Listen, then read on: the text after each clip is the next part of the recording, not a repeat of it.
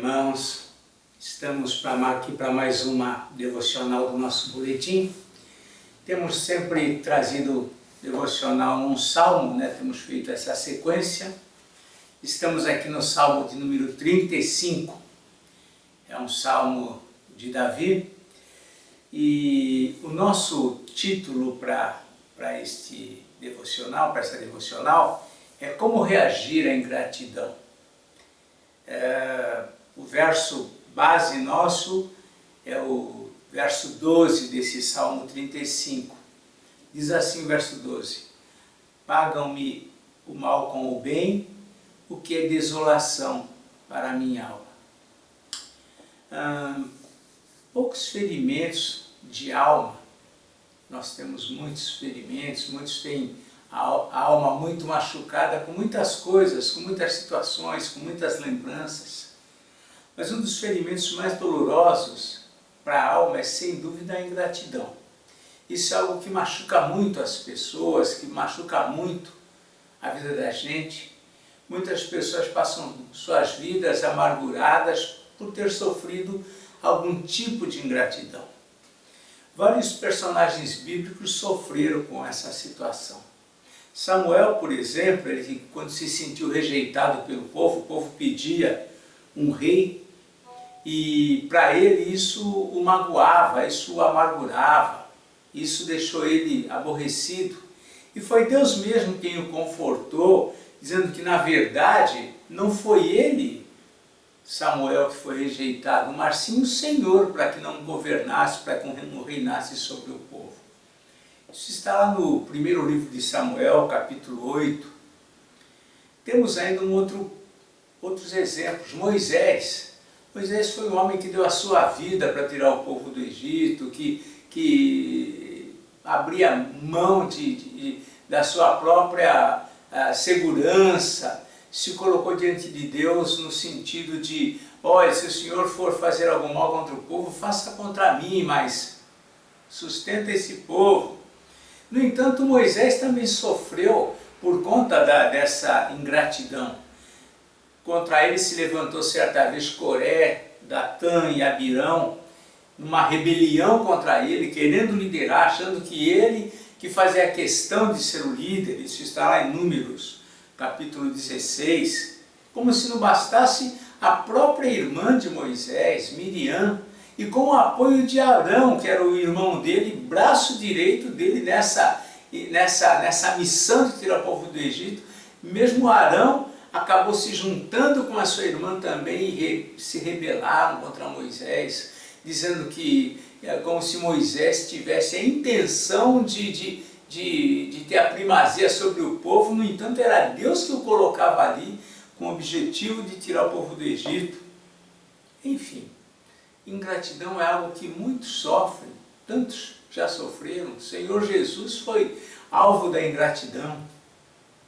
Infelizmente, todos nós estamos sujeitos não somente a sofrer a ingratidão, mas também sermos o agente que causa essa ingratidão, né? O agente ingrato que atinge alguém. Neste salmo, Davi se queixa por vezes das atitudes de ingratidão que sofria. Ele vê aqui, nós vemos nesse texto básico que lemos lá no início, né? Quando ele diz: pagam-me o mal com o bem, o que é desolação para a minha alma. Para ele isso era uma desolação, era um sentimento, uma sensação terrível, o fato dele se sentir, não sentir que foram gratos com ele, as atitudes de pessoas a quem ele abençoou. Nos versos 13 a 14 deste salmo, ele descreve a sua atitude para com esses que agem com ingratidão.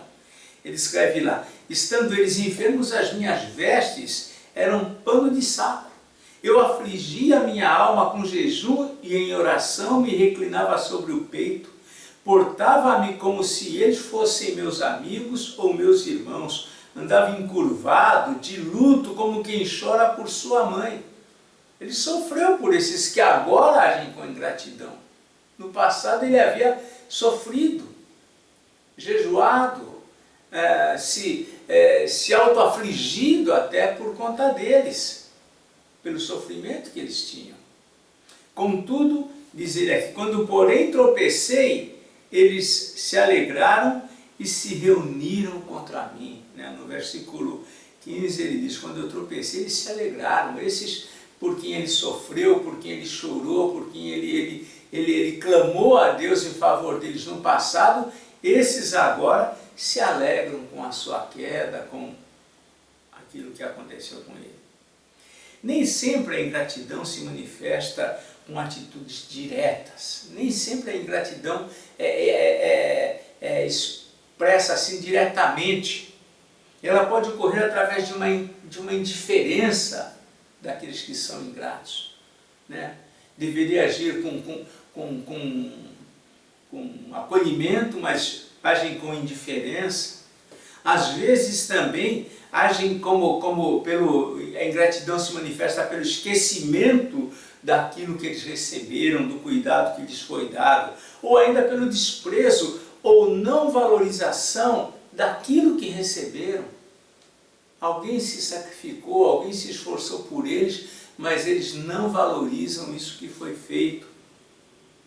Mas com respeito à ingratidão sofrida, Davi reagia a isso de uma maneira, e é isso que chama a atenção no texto, clamando ao Senhor contra os ingratos. Davi clama contra eles, contra essa atitude deles. Ele diz assim, ele até lança uma imprecação, uma palavra contra eles da parte de Deus, dizendo assim, envergonhem-se e juntamente sejam cobertos de vexame os que se alegram com o meu mal, cubram-se de pejo e ignomínia e os que se engrandecem contra mim. Davi clama contra eles, clama a Deus contra eles. A gente chama de uma oração imprecatória, é o que a gente chama. Davi clama contra eles. E essa também é a nossa tendência quando sofremos ingratidão. Que ele sofra, que ela sofra, que ela receba também aquilo que ela fez, ou aquilo que ele fez. Então nós também agimos à semelhança também de Davi. A nossa tendência é essa. Contudo, nem sempre essa é a melhor atitude para com a ingratidão. Paulo, o apóstolo, também se queixa nos seus últimos dias. Vemos isso lá na carta de Paulo a Timóteo, a última carta, que, segundo estudiosos, escrita por ele. Ele ali lamenta a ingratidão que ele sofria, que estava sofrendo. Ele se queixa disso. Ele como um judeu, assim como Davi, ele também viveu muitos anos sob os mesmos contextos de justiça, de reações. Mas agora ele havia sido transformado por Jesus. E uma vez transformado por Jesus, ao sofrer a ingratidão, como ele menciona na segunda carta a Timóteo, ele menciona, todos me abandonaram. Ou seja, aqueles que deveriam apoiá-lo, deveriam estar com ele, deveriam manifestar apoio naquele momento difícil que ele estava vivendo, muitos aos quais ele pregou, muitos aos quais ele também ajudou, aos quais ele ensinou, mas agora muitos o abandonaram. Mas a reação dele com respeito a isso está lá no capítulo 2, capítulo 4, verso 16 de 2 Timóteo. Ele diz assim, ele diz, todos me abandonaram, mas ele acrescenta que isto não lhes seja posto em conta. Então nós vemos aqui uma atitude diferente de Paulo. Ao invés dele também lançar uma oração imprecatória contra esses que agora o abandonavam, ele pede a Deus, olha, não coloca isso na conta deles. Isso nos lembra inclusive a situação lá de Estevão, também quando apedrejado, defendendo a palavra de Deus, defendendo a verdade, e os homens os apedrejavam, e ele também pediu, ele também ora a Deus, não lhes imputes este pecado, não coloque sobre eles este pecado. São atitudes diferentes com respeito à ingratidão. Ainda que Paulo lamentasse o abandono dos homens, Paulo tinha o seu foco, na verdade, nos cuidados de Deus. Ele diz assim: todos me abandonaram de fato, todos me deixaram. Mas ele acrescenta no verso 17: mas o Senhor me assistiu e me revestiu de forças. Veja que o foco de Paulo, né? E este é o segredo da sua atitude.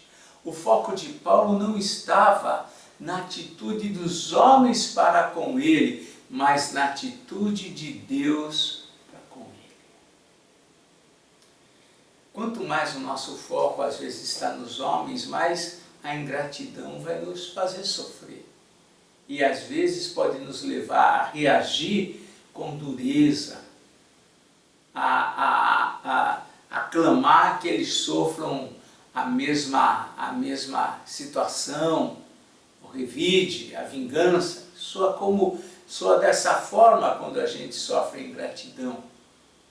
Mas quando a gente sofre ingratidão, mas os nossos olhos estão em Deus, assim como Paulo tinha, então ele tinha a nobreza de pedir que o Senhor não colocasse, né? Não fosse levado em conta aquilo que eles faziam. Atitudes diferentes, né? Homens diferentes, atitudes diferentes. E a gente tem que aí pensar como reagir diante da ingratidão.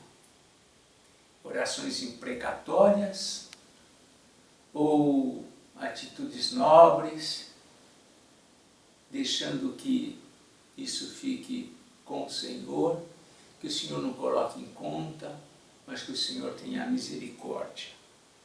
E Deus nos ajude a agir com nobreza cristã, mesmo diante desse elemento que pode nos machucar tanto, que é a ingratidão. Que Deus abençoe os irmãos.